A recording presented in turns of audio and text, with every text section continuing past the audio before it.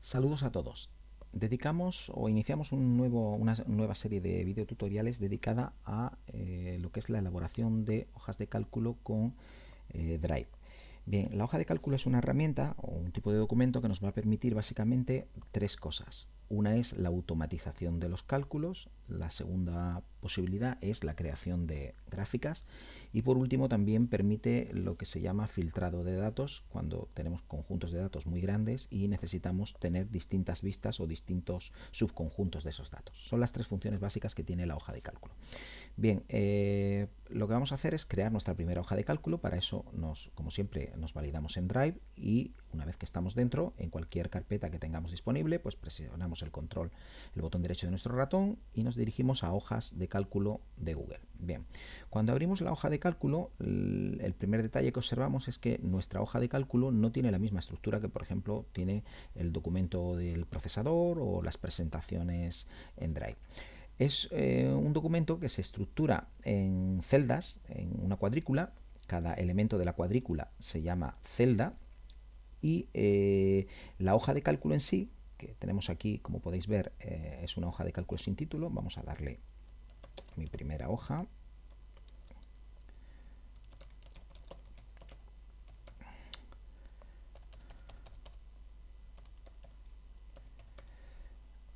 Mi primera hoja de cálculo la voy a guardar y ya tenemos aquí el archivo de la primera hoja. Como estábamos comentando, se distribuye o se compone de múltiples celdas y a su vez el archivo de hoja de cálculo puede contener a su vez hojas. Aquí tenemos una hoja 1, podríamos añadir más hojas conforme le vamos dando al signo más me va añadiendo hojas para colocar distintos contenidos. Que deseo eliminar las hojas, presiono el botón derecho y le digo eliminar y me solicita la confirmación y eliminaría las hojas de cálculo. A estas hojas también se le puede dar un nombre, por ejemplo, pues voy a poner aquí cálculos. Hago un doble clic y haciendo un doble clic me permite editar el título, escribir y al pulsar intro se queda fijo. Bien, vamos a ver cómo funciona la dinámica de la hoja de cálculo. Como hemos dicho, está compuesta de celdas. Cada celda tiene un nombre, ese nombre viene determinado por la fila y la columna. Las columnas están identificadas con letras y las filas están identificadas con números, algo así parecido a como es el juego de los barcos, de tal forma que esta celda sería la C3, esta celda pues sería la E5.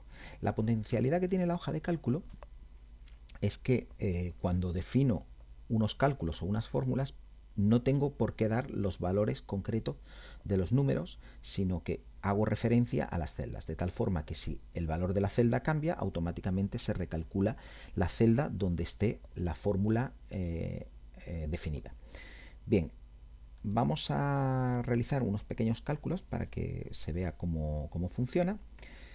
Vamos a colocar aquí, por ejemplo, dos columnas. Vamos a poner valores 1 y vamos a colocar aquí otra, valores 2. Bien, aquí vamos a colocar unos valores al azar, vamos a colocar 4, 12, 3 y 6, por ejemplo, y aquí vamos a colocar pues 5, 34, 1 y 6. Vamos a colocar aquí, por ejemplo, vamos a colocar 12 para que no sea un valor demasiado pequeño. Bien, ya tenemos nuestra tabla de valores para realizar distintos cálculos.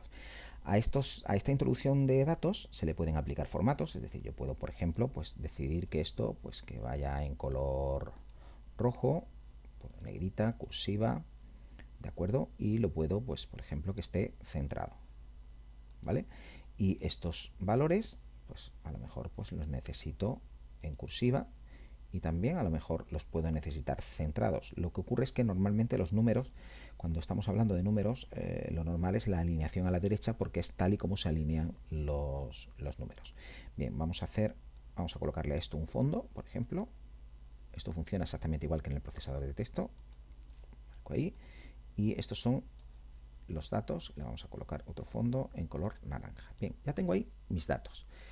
Vamos a realizar operaciones. Supongamos que aquí voy a colocar las operaciones básicas primero, la suma, la resta, la multiplicación